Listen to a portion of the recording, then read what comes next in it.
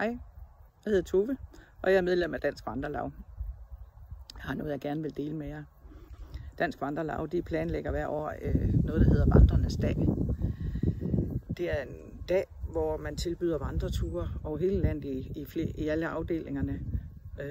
Det er gratis, så man kan komme og prøve, om vandring skulle være noget.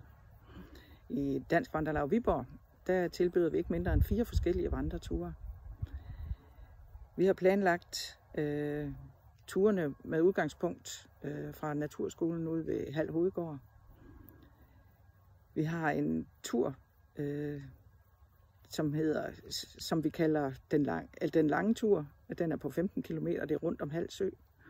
Og så har vi en tur, som vi mener er lidt mere strabadserende. Den går i noget mere kuperet terræn. Den er på 11 km og går i Dollerup Bakker. Og så har vi en, som vi kalder den lette tur, på 7 km i Troldeslugten. Og til sidst så har vi en kort tur, familietur, på 4 km, det er den tur, jeg er turleder for. Og den er målrettet familier med børn. Man kan have klapvogn med, hvis det er det, man har brug for.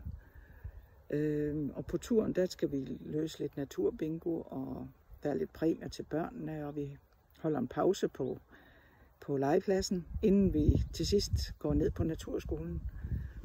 Der er der nogen, der har grillet en pølse til os og fundet noget drikkevarer frem til os, så vi kan slutte af i god ro og mag. Jeg håber, vi ses.